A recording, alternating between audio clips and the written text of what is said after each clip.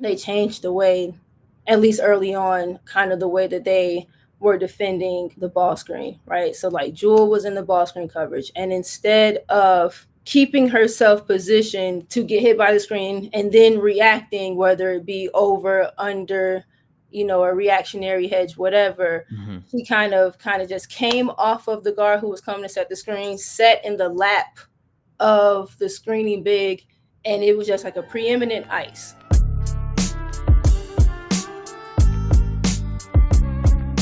Now, Mm-hmm. I don't know about you, but and we will share a screen of last game, the results. Game 3 will be Friday night. Game 4 will be Sunday afternoon up against football for those of you who watch the NFL. And game 5, if necessary, will be Tuesday. And I have a feeling we'll get at least one game 5. So I've talked to a bunch of people, Siobhan, that Okay. kind of think Indy has like a real shot here. And this is prior to game 1, like all the matchups and the speed that they play with that can bother the Aces. The Aces have 2 weak links in their starting 5. How do you sort of look at this series now that we're 2 games in, and while the Fever gave one back, like they stole home court and they have a real shot now. So yes, still home court, but in actuality, at least in my opinion, really no. We expect. I think it's like maybe you expect Vegas to go and get the 2-0 start, both on their home floor, but end of the day, Indiana's still a good team. Um they Stephanie actually coached her ass off that first game.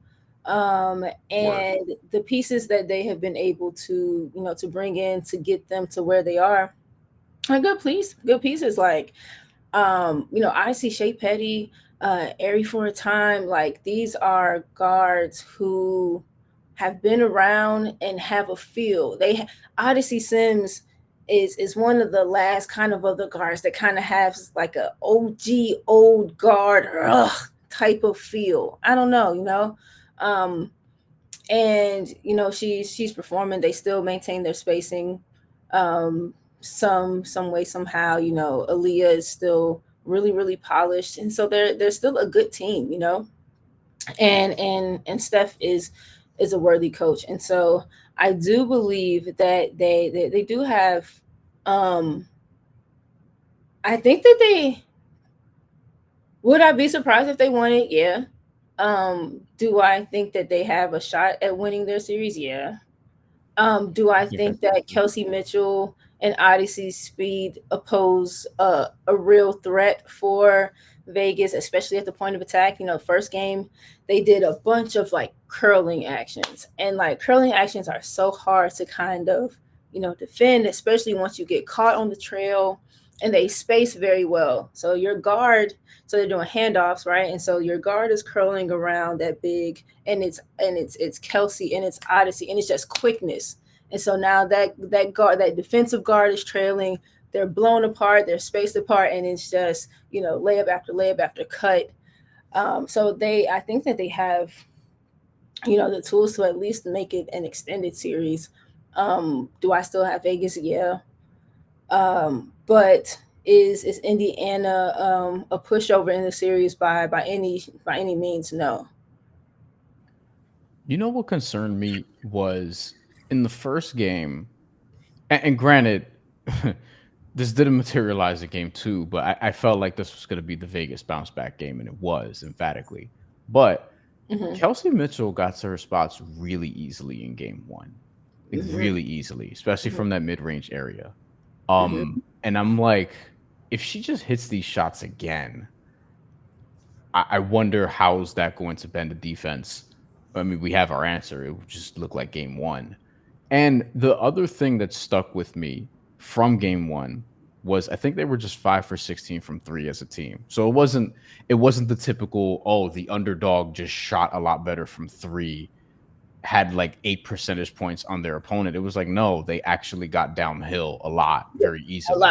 Yeah, just And I know the Aces, we know the Aces cleaned that up in the last game, but Yes. This is something that could happen again, I think, in one of these games, at least one of these games in Indiana. Even though I agree, I think the Aces are going to finish the series. I do think I'd be surprised that if it doesn't go to five at this point. Like, I feel like Okay. we get one of these in Indy, and then the Aces are like, all right, we're done playing with you. We'll Right. finish this out on our home floor, and For AJ sure. Wilson has like one of those games. Absolutely. Yeah. No, you're right. And it's it's just the speed at the top of your defense, and the way it's like puncturing a balloon. You just and the whole integrity kind of the shape is compromised, and it doesn't matter whether or not that puncturing thing, that needle, that drive, it doesn't matter if it finishes in a layup or if it finishes in a kick out to a good shot. You have now compromised, they have compromising speed at their guard spots, and you're right. And it's I think a lot of the pick and roll coverages, it's a lot of the second side team defensive coverages, and being able to maybe that on your backside you're probably at some point going to be at a 2-1 advantage anyway, so kind of let that one person play that pass to that two back there, and everyone else be shading the paint or shading the side to the roller in a way that um, puts bodies around the roller, but also doesn't too much compromise the guard in the chase. And then the games and it's funny. There's a moment in game one in Vegas, and this is why I said Steph Wright was really smart, especially in game one, right? Like Hmm. um she used the intensity of kind of Vegas's defense, in my opinion, to her advantage. And so when you have a guard like Kelsey Mitchell, who, do you want to play up? Do you want to play off? You play up. She's blowing by. You play off. She does have the shot. And so for a good portion of the time, like, you find yourself in the chase, right? And as the person being chased, as the one who is kind of dictating not only your path, but like kind of the shape of the defense too, I can just move you around, and I can just use you to draw open all of these little triangles and like pockets and polygons kind of space. And there's a moment in the first quarter in the first game where Kelsey comes off of a pin down, and she takes one step to kind of want to get into the curl, but she doesn't, and it passes behind her, and then she kind of like fades, and I think ends up in the shot.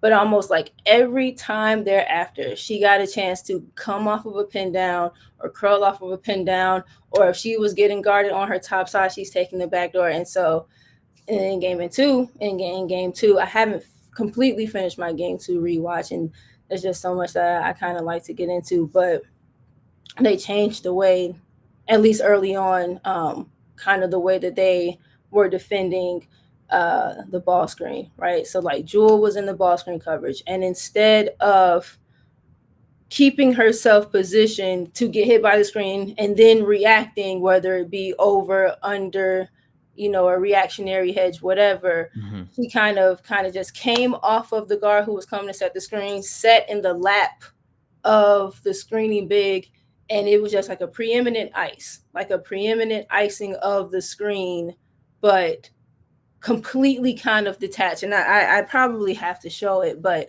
I wonder if they continue to go to it that way in the throughout the rest of game two. But I think Vegas can do it. I tend to ramble, and No, that was great. I try not, but no, I think that Vegas can do it, and Vegas got a couple X factors, kind of, to me, who can really, really, you know, get them to and over the edge, I think. So I actually wanted to go there next because one thing that I have been wondering about in this series is how is their bench going to perform on a night to night basis? And I wonder if any of those players you're talking about are coming off the bench. Is it even Dana Evans, like who has had a couple solid games in this series now? And I wonder, okay, how is the Fever going to counter that? Because if the Aces are going to get production from their depth, this shouldn't be a series.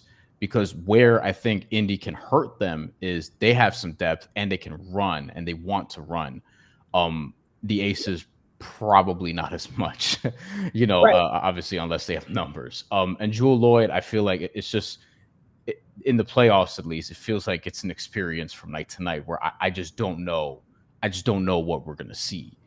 Yeah. And I feel like I want to be a little bit more secure that she's going to be there at times. She's not even shooting much. Like last game, she shot 3 times in 26 minutes. So where are you at with, I guess, Vegas's bench? It's so interesting. Um, I think maybe a few days ago I tweeted about feeling like this was like one of the most kind of complete rosters I think Asia's had um Mm, as an ace. And I know some of her early aces, early Bill Lambier teams, like they had some dogs on that team, and I don't know if underperformed is the word, but the schematic, there was differences. It wasn't as modern in offense. It was kind of just a different feel. I think if some of them early Aces teams though played today, that could probably be kind of fun. But I do think that from a guard's perspective, and even with the Jewel bits, like I was just having this conversation the other day. I think people like Jewel, especially at this point in the career, you you it might sound nuts. You do need consistency. Like you do need some form of consistency. But I think at this point, a lot of kind of what comes with it, and that you do kind of hope that you can still get pops of, is that tough shot making ability, is in the moments. Jewel might not give you shit all game, but like last maybe 3 minutes of a game, yeah. you still like you have a worthy shot making threat in Jewel Lloyd if she's lining up for your side. Um, the Dana bit from a guard. Dana is a great small guard, and she's small, but she's got a great center of gravity. She's got really good balance, so she doesn't tend to feel too out of control too often. And like very similar in the way in which Indy can kind of use Kelsey. You saw game two, like I just actually pulled three straight clips of Dana just kind of cracking the top of Indiana's defense, much in the same way. Um, Vegas is starting their offense out fairly high, and it looks really good for them. And Dana doesn't need much to kind of get to the corner, set the edge, to use a football analogy. And once she gets to the edge, she's forward, and it's a layup. She had a dime to Asia a couple times. Even if she gets to the rim, it kind of doesn't make it. She's had a clip like that. She got to the cup, didn't finish. But I'm always a proponent that like good offense facilitates good offensive rebounding. So she got to the cup, missed the layup. Asia is able to, kind of follow right behind.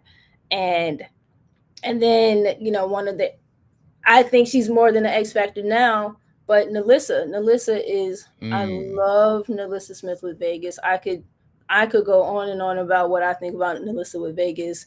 The pairing of her and Asia and the wildness that KB kind of adds to that too, but that I really like. Um, and then landing the plane. I also think Vegas has some defensive depth on their bench. The knock on like Kia Stokes is she wouldn't look to score or whatever, but is a defensive presence. There's a defensive rebounding presence. And when you have AB and Natasha Howard, um, you want to be able to give them different looks if you can. So I think Vegas has it. Megan Gustafson, big but can stretch, can just give some weight on the inside to kind of bang and give Asia some relief too. Cheyenne working herself back. So I do think that they have it. And, again, like it's the Fever without, so many of their starters. Still a worthy opponent. But this shouldn't, like you said, it shouldn't really be, too long of a series.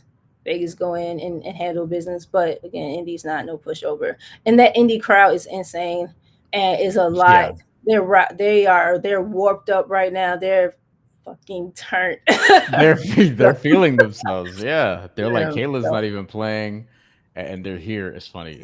I did a pod the other day. I shouldn't say this, but I'm going to say it. I did a pod the other day. This is a joke, but oh man. somebody was like, "Yo, I was at a gas station, and I was at a gas station and I saw this dude with like a Fever T-shirt. So I went up and talked to him. He was like, "Oh yeah, I love Caitlin." He started naming players. He's like, "I love Caitlin Clark. I love like Sophie Cunningham." And then my boy was like, "Oh, okay. I love Lexi Hall." Then he was like, "Oh, all right, all right." But and then the guy goes, "But man, Kelsey Mitchell." And my boy was like, "Whew, all right." Right. You gotta. What are you? Where are you finna? What are you, I was like, man? What are you finna say to me? he's like, I just breathed a sigh of relief just to make sure Right.